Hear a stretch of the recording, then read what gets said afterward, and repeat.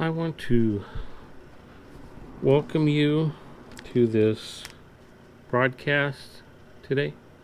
It's going to be a brief one, not very long. And it's a continuation of the one I did last week on honesty. And this one is just briefly going to cover the importance of integrity. So, when you have a community or a society, don't matter, either word or term, part of a safe, harmonious community is having integrity. And that's not what we have today in the West. The West is, well, I would say the integrity level is low. At least it's low generally. I mean, you can look at the politicians. That's kind of obvious, but generally it's low. But anyway, before we start, we'll just define what integrity is briefly. The quality of being honest and having strong moral principles. A firm adherence to a code, especially moral or one with artistic values. Okay. And generally, I would say it's about doing the right thing even when it's not acknowledged by others or convenient for you. And that is a brief, well, that's the definition of it. And we'll just go over a little of the behaviors of someone who does have integrity. And one is taking responsibility for their actions. Another is putting others' needs above their own.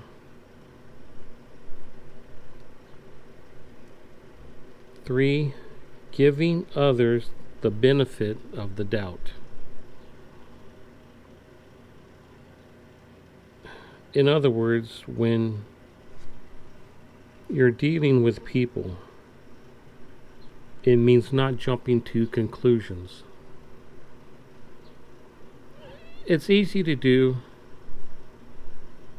because that's human nature. When we first meet somebody, and when we first see someone, it's normal and it's natural to judge that person. That's the normal response. And that's done within the first few seconds. Everybody does that. We all do that. I do that. But the difference is controlling your mind and understanding that I made a judgment, but you, how should I say it? Wait and see what this person actually says, how they actually act. But at the same time, you've made your judgment, but keep in the back of your mind that as a British person, you and me, wait and see. give the person the benefit of the doubt for the moment. That's the right thing to do. That's the intelligent thing to do.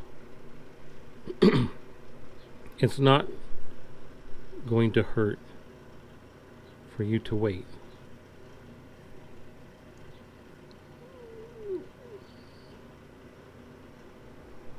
We know that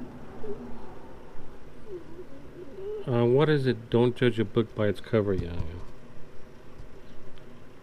Maybe your judgment was right. Fine.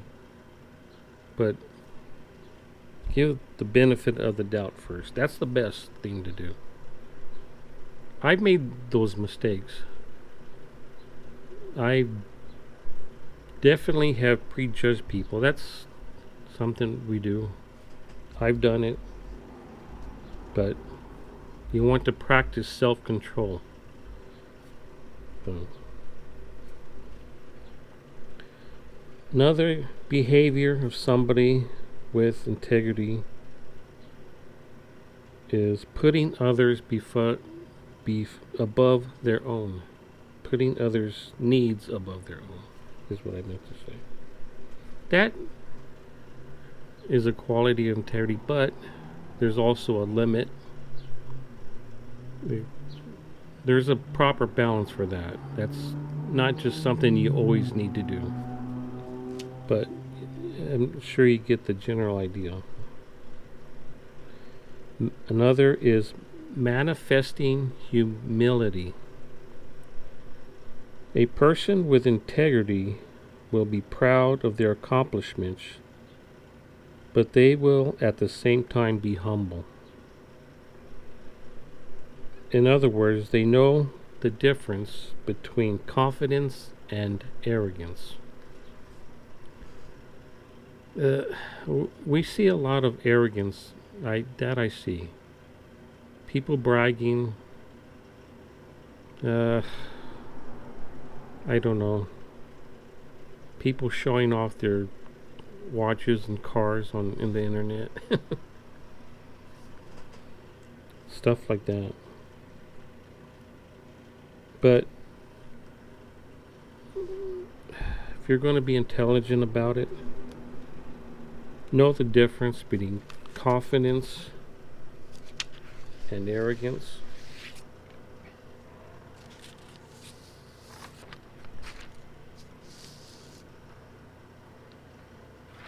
Well, some examples of integrity. I'll give a couple examples. Returning money that you found, or somebody may have dropped it. Returning that money without expecting a reward. First of all, being honest, you want to return it. Now, what if the money is lost? That means the person who lost it can't find it. What if you can keep it and no one will ever know? What do you do with the money? Well, a lot of people will say, keep it. They will keep it. That is the wrong thinking. That's the wrong answer. Main reason stealing, well, even if they don't know, if you can return it if you know, or you can return it to the police station. Basically, that money don't belong to you. That is not your money. And returning it without expecting a reward, how many can return that money and remain anonymous? You see on the news, somebody returns some money and everybody makes a big deal about it. And they stick to, this person returned the money. and they put their face on TV so everybody can see them. That if you really, really have integrity, try returning it and remain anonymous. That is definitely integrity. So that is a good reason to return it and be anonymous. Integrity benefits society and is part of an intelligent, civilized society. You know, there's a lot of complaining about politicians and the way things are going in the West. A lot of that is a lack of integrity. You have these lobby groups and you have these think tanks that, well, our military leaders too, and the politicians, they want secret high-tech technology, or they want them to do something that's against the Constitution, see. And so they have think tanks and they have lobbies with nice names. Freedom Lobby, Freedom Democracy Think Tank, or whatever you want to call it. And they offered them literally millions of dollars to be on their board of directors or something like that. And a lot of people think, well, that's what happens, that's normal. If I was in their shoes, I would take the money. But that's the problem. There's no integrity. There's no trust. This is where it starts. This is why the West is descending. It's falling. Are you a person that would return that money and remain anonymous?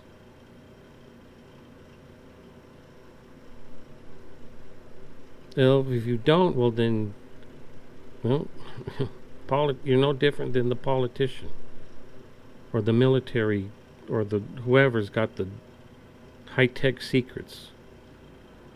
We've heard tech secrets being leaked to China or whoever. Well, this is the reason. So this will pretty much end it today. This is not very long. But when you do have integrity, the benefits are people can trust you. That is a benefit of it. And I will end it there. Thank you.